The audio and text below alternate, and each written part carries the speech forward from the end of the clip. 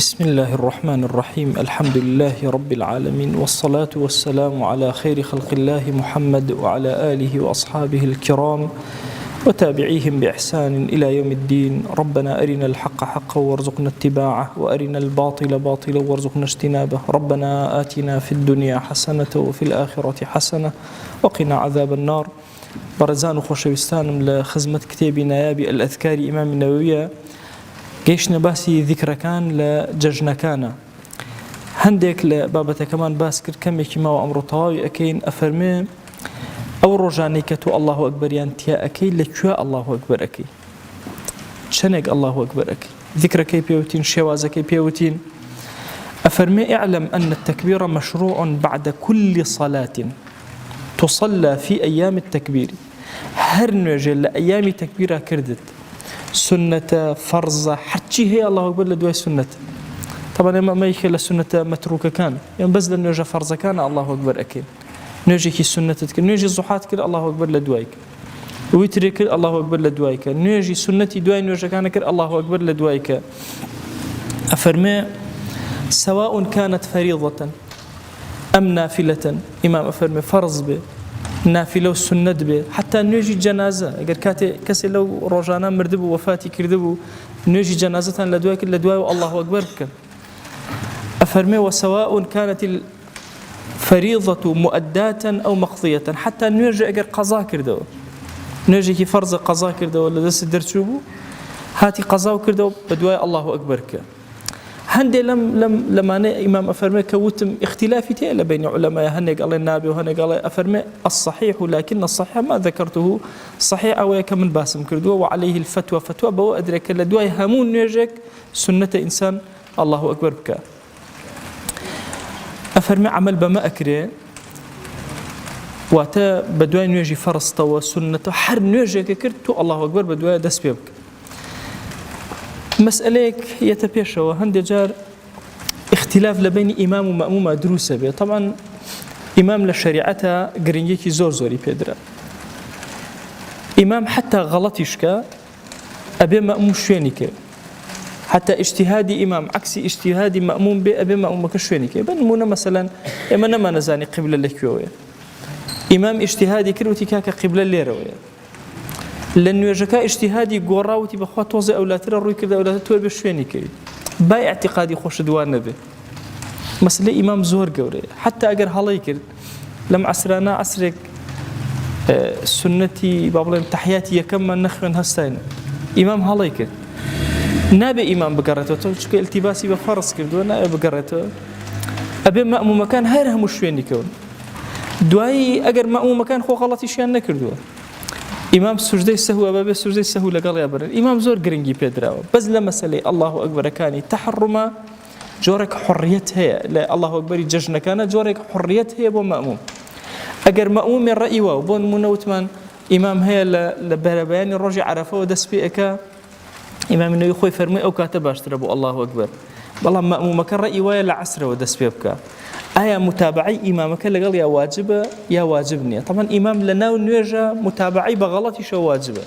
حتى هالصاب 5 ركعاتي كرد أبت ولا قال يا بروي سياني كرد باش، حتى أو حديث ذي اليدين في غمري خواه صلى الله عليه وسلم دور ركعة نيجني والرؤك سلام داتو يك الصحابة قصناك إلا ذو اليدين. نبي أفرمي يا رسول الله صلى الله عليه وآله وسلم أن نسيت أقصرت الصلاة أم نسيت؟ النجاح كرت كراوته ويات ولا بيرتشوته، والله كل ذلك لم يكن حتى يروي نداو. فرمي والله دور كات ما كر تناند لويا أصحاب يقصي أنا كر شويني أكوتن أما لنا خدي نجاك آية الله أكبر كل كوا إمام النبي فرمي للدواء نجاك ويا ما دام للدواء نجاك ويا بوت هيك متابعي إمامك نكي. أفرمي أجر هاتو مأموم اختلافي هبو لمسألة الله أكبر كان لقل إماما للرجع عرفايا لأيام تشريقا رأي كتري هبو. أفرمي فهل يتابعه أم يعمل باعتقاد نفسه؟ أفرمي في وجهان هندي وتوان هر أبي لو شاشين إمام كوي والله إمامنا يخوي. أفرمي الصح وايك باعتقاد خوي إنسان إيشك مأمومك خوي بجيا لقل إمامك الله أكبر كان يخوي أكل لكوا قناعتي في نبونايك. أفرمتك مسألة قدوة لمسألة دواي سلام دانا وإثر أبرت أو حرة ئەگەر نەبڕایە هەر ذکرێکی بخوێندا ئیمام ئەبوایە خەڵکە هەر هەمووی هەر تەنها ئەو ذکرە بخوێنە کە ئیمام ئەیخوێنێ لە دوایەوە مەمومەکان حڕن لەوە ئەمە ئەو ذکرانە بوو کە لە دوای نوێژەکان لە دوای نوێژی جەژن ئەکرا ئەی لە ناو نوێژی جەژنە تەمە لە ناو نوێژی جەژنیش عینە ذکرمان هەیە الله ئەکبەرمان هەیە ئەفەرمێ تەکبیری نوێژی عیدەکان لە ناو نوێژەکەیە هەر هەیە کۆمەڵە الله ئەکبەری زیادە ئەکەی الله ئەکبەری یەکەم ئەکەیت حوت الله ئەکبەر بە دوایە ئەکەیت حوت الله ئەکبەر الله ئەکبەری یەکەم ئەکەی حوت الله ئەکبەر بە دوایە ئەکەیت سنەتە لە ڕکاتی یەکەمە لە ڕکاتی دووەمە الله ئەکبەری هەستانەوە ئەکەی پێنج الله ئەکبەر بە دوای نوێژەکە جێبەجێ ئەکەی سنە دوایە ئیمامی نەووی ئەفەرمێ کە الله ئەکبەری یەکەمت کرد دوعای وەجهت وەجهی دوعای استفتاحی نوێژ بخوێنە دواتر الله ئەکبەرەکان دەست پێ بکە ڕەئی ئیمام ئەوهایە کە تۆ الله ئەکبەری یەکەم ئەکەی وەجهت وەجهی ئەخوێنی اینجا الله ئەکبەر الله ئەکبەر الله ئەکبەر حوت الله ئەکبەرەکەت ئەکەی لە ڕکعەتی یەکەم دواتر أعوذ بالله ناخوێنی دوای ئەوەی الله ئەکبەرەکان تەواو اینجا أعوذ بالله بەدەنگی نزم ئەخوێنی اینجا بسم الله ئەکەیت و سوورەتی فاتحە ئەخوێنی سنت وهاية لما زبي خومانا لبيني الله أكبر كان سبحان الله والحمد لله ولا إله إلا الله والله أكبر لبيني الله أكبر كان بخواني طبعا هلايكي زور شائع هي أبي أقام الليبة خلشي إيمك الله أكبر تحرم أبستي يكسد سكابة سبحان الله والحمد لله وغلطه أبي الله أكبر يكمي ججن بكي لناو نوجك لبيني الله أكبر كاني ناو ججنك لبيني حوتك تو سبحان الله والحمد لله أخواني نقل بيني الله أكبر التحرم دابسني نوج لقال الله أكبر ججنا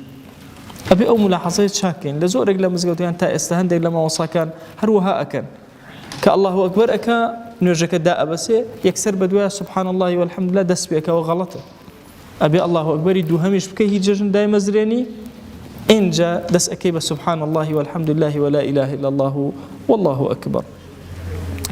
أفرمي جمهوري مذهبي علماء مذهب الإمام الشافعي وين فروا هندق لم أصحاب مذهب وتيانا أجل بين كان بلي لا إله إلا الله وحده لا شريك له له الملك وله الحمد بيده الخير وهو على كل شيء قدير أشتواني أو بلي مرجني إلا سبحان الله والحمد لله بلي أكري أم ذكر بخياني